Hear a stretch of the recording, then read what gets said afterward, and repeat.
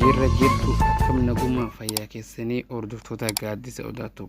Assalaamu alaykum warahmatullahi wabarakatuh. Akkam namni ko isin baga jira.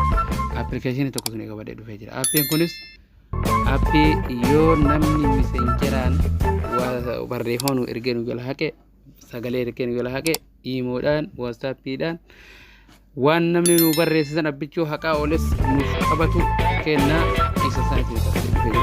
Innis baay'ee salphaadhaan nama rakkisu Yutubi ke jala dinqisiisanii kaaya.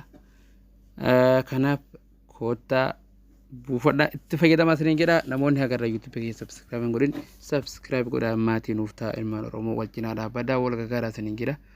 Yutubi ke gaaddi sodaatuuf jira. Seena subscribe naa godhaa lammii hundi keessanuu murtii keessanuu isiniin jedha. Oromoo wal gargaaruun dirqama nuti wal malee hin qabnu. Gara gartee YouTubera kana Oromoon hedduu waliin jajjabeessu namoota lafaa dhufaa akka kiyyaa kana maalo Oromoo wal gargaaruun dirqama. Kanaaf YouTubiin kiyyeessa kana Oromoo seenaa subscribe na godha reef kuma takkaa fi nama 80 gahaa jira. Kanaaf seenaa subscribe nu godha. Fakkeenya viidiyoolee isinii gadhiisu viidiyoolee hedduu jira.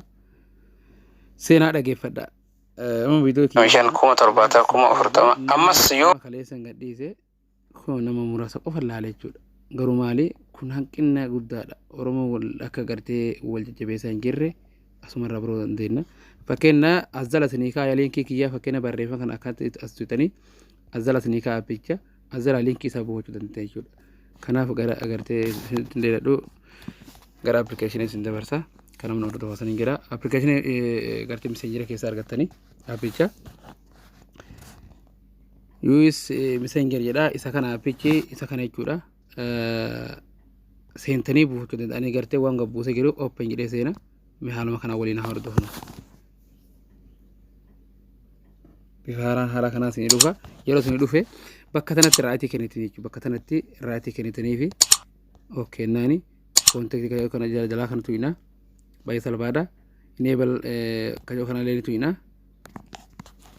haala kanaan seenaa jechuudha. Appilikeeshina asitti maal gootanii hayyama kennitanii alloo gootanii asitti raayitii kennitanii jechuudha.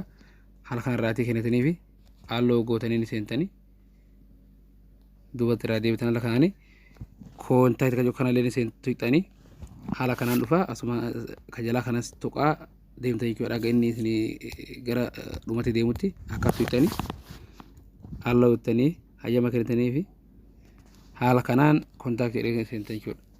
Haala kanaan isinii fi waan isin fayyaddan appilikeeshinii jechuudha. Naawusaa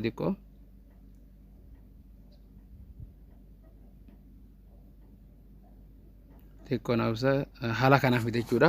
Amma goona asirratti appilikeeshinii fayyadamtan hayyama kennitanii fakkeenya telegiraamaa jedhuuni waatsaappii messenjera imoo haala kanaan gootanii hayyama kennitanii jechuudha. Imoo lama qabatanii sadii qabatanii akkasiin qabdanii appilikeeshinii hunda jechuudha waan isin fayyadamtan messenjera nama waan qabu hundarratti godhee ilaala. Kana messenjera isin erge hunda isinii qabee isinii ta'a jechuudha. Akkuma seentanii ilaaltan jechuudha walumaa gala jechuudha. Tokkokkii fakkeenya imoo anama kan hunda fayyadama jala kanatti jechuudha. Bakka jala kanaa kana azala jechuudha tuuxa jechuudha. Kontaktii gara tuuxanii haala kanaan isinii fida. Nama messenjeriin amma messenjera mina haqe namni arge namni ala haqe jiru. All message kana irra keessanii haala kanaan telegiraamni kana whatsappii messenger imo hundi isaa jechuudha. Tokkokkii imo haala kanaan hundi isaa jira jechuudha. Kanaaf baay'ee salphaadha.